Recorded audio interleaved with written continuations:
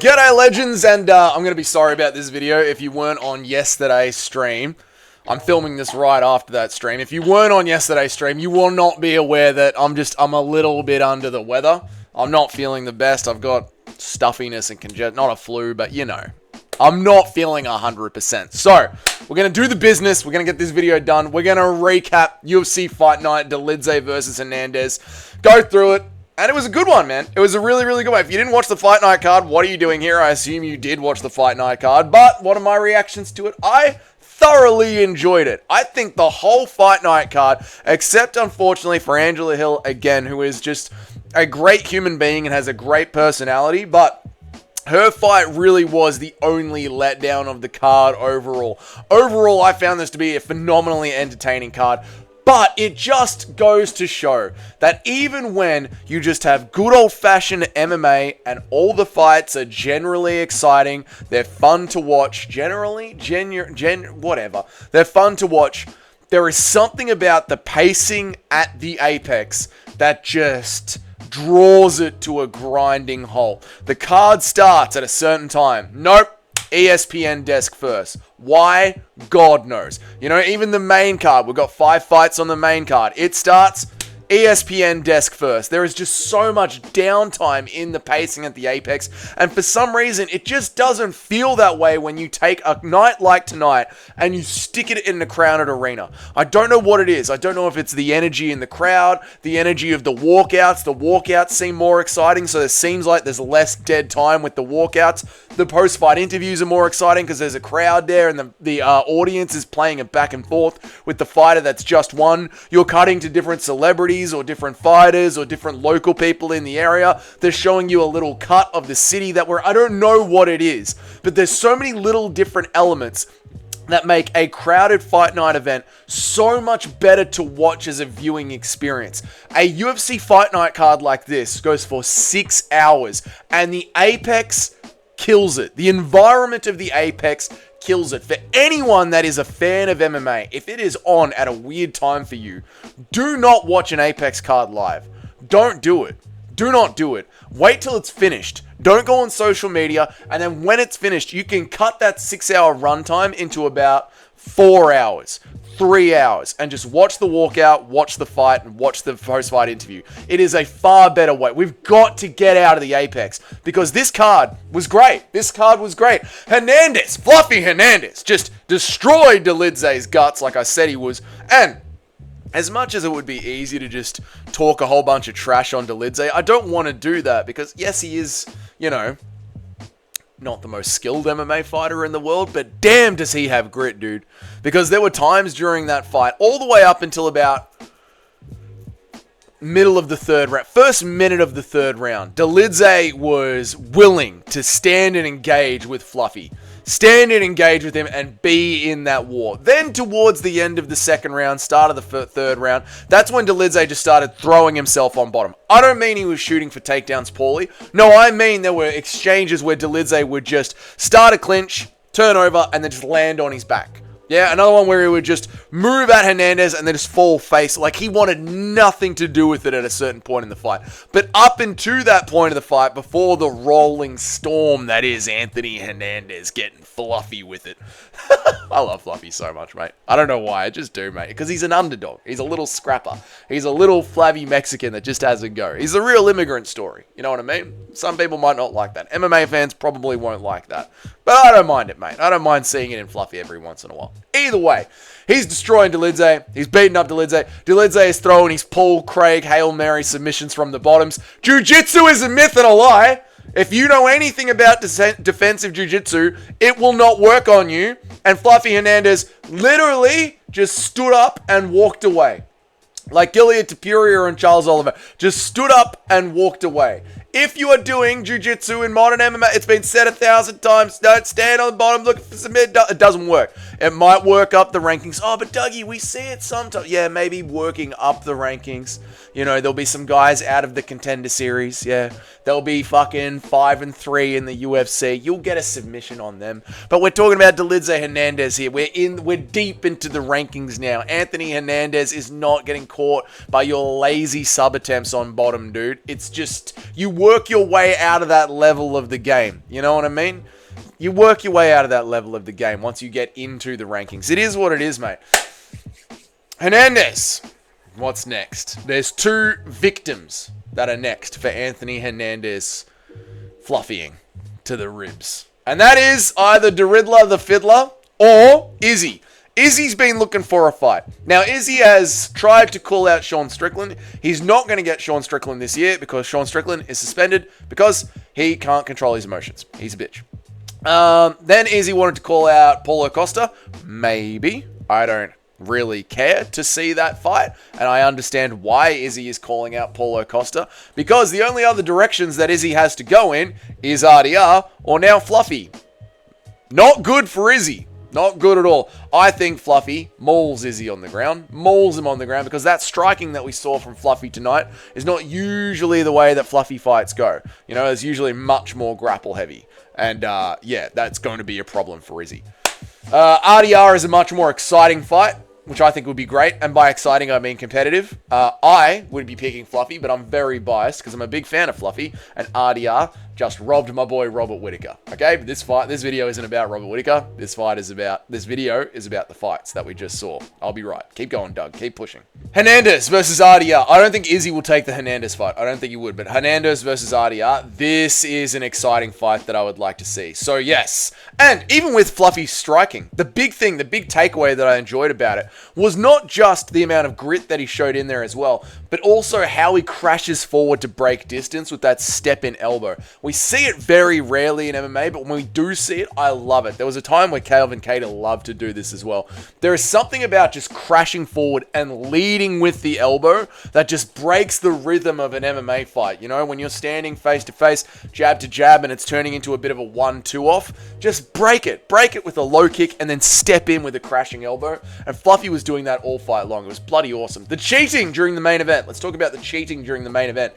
Fluffy haters and people who are not enjoyers of being fluffed, why wouldn't you be, are going to say that Fluffy got off some illegal knees to the head towards the end of the finishing sequence. One, I will give you, yes. But I don't care.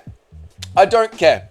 Dolidze was cheating the entire fight long, and Herb, you're allowed to take a point away. Like, when it is at the point where Dolidze has done several fence grabs and you have had to grab his hand and remove it from the fence, and we are now progressing to a point where we're on the ground and Fluffy can go, Herb, look, he's in my glove. And you have enough time, this happened in the fight, Herb, you have enough time to walk around the exchange, bend over, grab Dolidze's hand and pull it out of the glove. We can start taking points at that time, Herb. At that point, when you have time to circle the cage, to see the foul, on the 4th time a foul has been done. Please, man. Jesus Christ. So I don't care about Fluffy's one knee to the head during the finishing sequence. And the finish was brutal. Like a little brother. Like big brother just pulling little brother away. And just like it was a fucking high school bullying, the finish. Just grabbed him and walked him away from the cage and dropped him like a sack of shit. It was great. Great. Let's move on. Steve Erceg versus O'Day Osborne. Now, fear was coming out of me.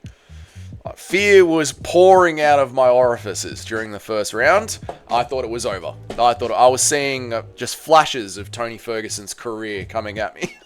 Just Tony Ferguson's career flashing in front of my eyes as I'm watching Erceg just stumble about all over the place as O'Day Osborne just keeps cracking him again and again and again.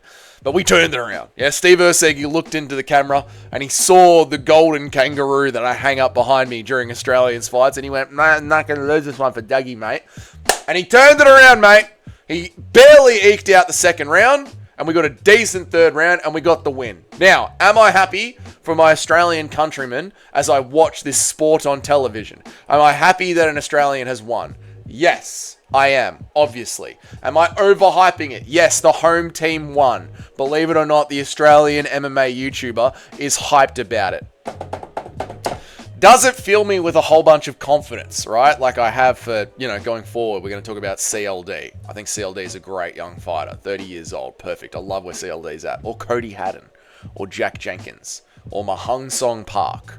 My Iron Turtle. I've got some favorite fighters in the UFC that these guys, they're my little fight night warriors. When I see their names come up on the roster on Tapology in a couple of weeks' time, I go, I don't care, I'm backing this guy. These are my fight night warriors, right? If you're not Australian, you shouldn't be picking Steve Erceg to win his next few fights. We need to see a lot more from Erceg. It should literally just be me and the island holding down the Urcels right now. Because, he scraped past O'Day Osborne barely. So the next fight up was Angela Hill. Listen, I don't know who Angela Hill sucked off to get a career this long at the UFC and a job at Cage Warriors as well. But she must be just a 10 out of 10 on it. And she is a great person, wonderful human being, great personality, great on the microphone, good for the sport, good representative of the sport. So we're not going to cut Angela Hill, and I wouldn't want her to lose her job. Can we stick her in the fucking prelims from now on, for fuck's sake? This is a feature fight. Saturday night, ESPN. And the women's fights were good on this card as well. There were 2 other women's fights on this card that were really fucking good. But Angela Hill is just... She's like the nice Nan, at the family gathering. Like, we can't fucking get rid of Nan. She's a top bird. We can't get rid of Nan. But do we have to have her as the feature fight of a really well set up fight night card? What are we doing? Andre Fili versus Christian Rodriguez. He's not a featherweight, Christian Rodriguez. He's a fat, at best, fat bantamweight. And I don't want to say that he's not good, but he is only a step up above Contender Series guys. You've got the Contender Series, who go to war on the Contender Series with other regional guys. And then when Christian Rodriguez can miss weight, he is a bee's dick above them. That's his level in MMA. And if he can't miss weight, and he's got to just be a blob, and he does have a blob physique, should have gotten past Andre Fili. But well done to Andre Fili. Just did what he had to do. Love it. Good work from Philly. Nice one. Fun fight as well. Fun fight to watch. Next one down was Miles Johns versus Gene Masimoto. And I'm telling you, mate, I was robbed.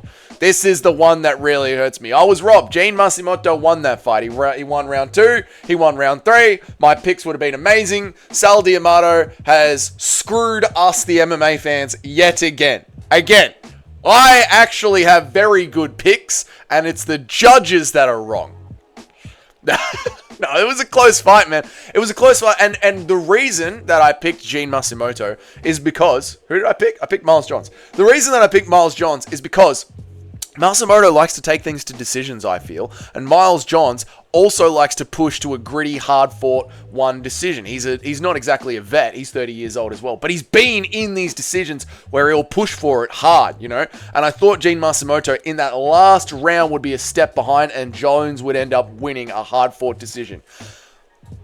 It was literally one round on one judge's scorecard, and I would have called that fight perfectly. So, when I'm calling him to win a hard-fought decision and he loses by that much, I'm still happy with the pick. I'm happy with the pick, man. I'm still happy with the pick. I think it was a good call to make. Miles Johns is going to push him to a hard-fought decision. Lost by that much. And well done to Gene Matsumoto, but there you go. Christian Leroy Duncan versus Eric Anders. Sick elbow from CLD. Sick, spinning elbow, bang, finished him, dropped like a sack of shit. Wonderful stuff, wonderful stuff. And here's the thing with how disgustingly underrated CLD is, man. He's lost to Gregory Rodriguez, who's really good, not good enough to be in the rankings, but a very good fighter. Here, Gregory Rodriguez is a Jiu-Jitsu world champion and an LFA world champion. Gregory Rodriguez is good. CLD's only lost to Gregory Rodriguez, and Gregory had to smush him against the cage to get that one done. And Arman Sarukian, who's like sneaky good. But you know what I mean. That's good. Otherwise, that's CLD's only 2 losses in the UFC. He's 30 years old. I like where he's at. I like where his head's at. CLD is one of these little fight night warriors that I've got going, where I think there is a real chance to see CLD ranked, and who knows what could happen. Who knows? I'm not saying he's going to be champion. I'm not going to say he's going to be top 5, but I think he's one of those like sneaky, underrated good fighters is CLD that doesn't get the sort of respect that he deserves, because Well, he's had a lot. Like, okay, he lost to Petrosian, but he lost to Rodriguez. Rodriguez is good, man.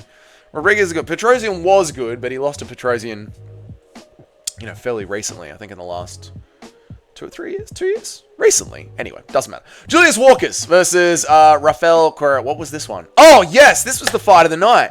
This was the fight of the night, and it should have been. This was just fun. This was a fun, light heavyweight mess. Good fun, low-level fight, but they both gritted down. If you're going to give Fluffy the performance of the night, you should give these two the fight of the night. Because they just, that third round especially, they just turned into rock'em sock'em robots. And it was one of those fights where it's like, all right, I'll throw a 1-2 at you as hard as I can. You throw a 1-2 at me as hard as you can. And let's see who finishes this fight. It was great. It was fun. It was entertaining as fuck, man. Elijah Smith then nearly murdered Kazama. Nearly murdered him. Elijah Smith, the body slam. You've seen the highlights. Disgusting. Awesome. Brutal. Don't ban slams. Kazama's got him in the armbar, arm triangle, whatever one it was, whatever. And fucking Smith picks him up and posts his hand on the bottom of his jaw and then drives his head down into the mat. Full body force. While Kazama is still trying to lock up the arm. Slams him down. And then follows up shot over the top. Super unnecessary was the follow-up shot. But I get it. Heat of the moment. Killer instincts. Smith is trying to put on and put out. Oh, man. I hope Kazama is being watched by the medical team all night tonight. Because we're talking full back of the head contact with the mat. Being driven through by the palm on the face. And then a follow-up shot from Smith afterwards.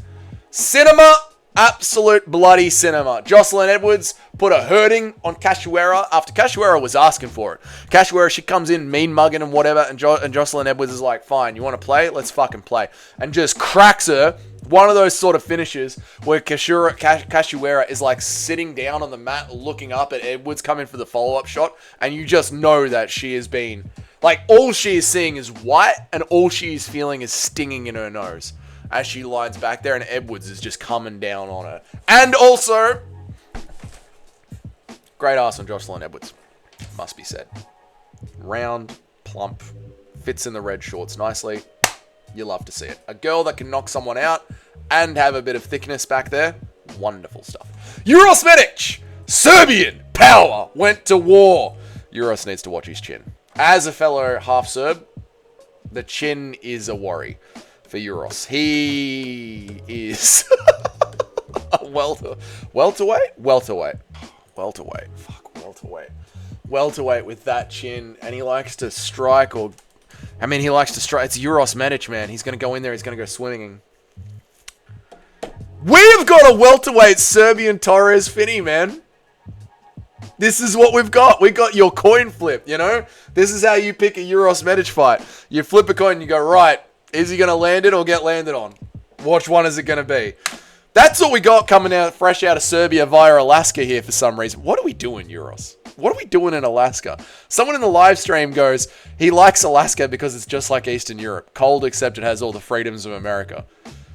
Hilarious, but yeah. Yeah, good for Uros. Good to see Serbia back on the map. Another win for Serbia. A completely common phenomenon is Serbia winning. There we go. Landed that. Perfect. And the last one. Cody Brundage got robbed. Maybe. I didn't watch it. Chat was, it was the first fight of the night. Chat's all fucking, oh, Dougie, what do you think about this? Dougie, what do you think about I haven't seen it yet. I just finished the fight night card and it was on my screen. I was too busy reading the chat. But everyone seems to be very angry that Cody got robbed. And I picked Brundage to win. So Brundage got robbed. I haven't watched it closely enough. I'm going to do that later. Later tonight. I will. And then when we do the live stream, I'll give you a recap on whether or not I think Brundage got robbed. But all the... fucking... How dare they? Our picks. Our picks! The picks thing has turned into a fun game on the channel. Anyway, that is the end of the recap. I am now going to pass out and go to bed because I feel... not great. So that's that. Thank you so much for joining me during the entire live stream. It was really good fun. I appreciate all of you that were there. If this is your first time here, get in. Welcome. My name is Dougie, and I make an MMA video every single day of the week, and I go live at least every single day of the week. I go live at least 3 times a week, but it turns out to be every single day. Put a comment down there in the comments about what do you think about my... shit. Put a comment down there. What did you rate the Fight Night card out of 10? I would give it a 7 out of 10, but I do feel like the pacing just cooked it. I don't know why. I'm going to have to give it a 6 out of 10. 6.5 out of 10. The pacing, man. The pacing was horrible. Horribly paced. Too much just sitting around talking shit. Really badly paced. And the placement, the card placement of Angela Hill. Just absolutely put a just halt on the card. Really work on that at the Apex ESPN. Oh, if you're here all the time, you're one of the paying members of the channel, you're gifting memberships, you're donating, you're just being a legend and commenting down there in the comments section and liking the videos and all that good stuff. Your names are up on the next slide as a thank you because it does mean a lot to me. I appreciate all of you guys. So until then, you guys have yourselves a great day and I will see you all later. Goodbye.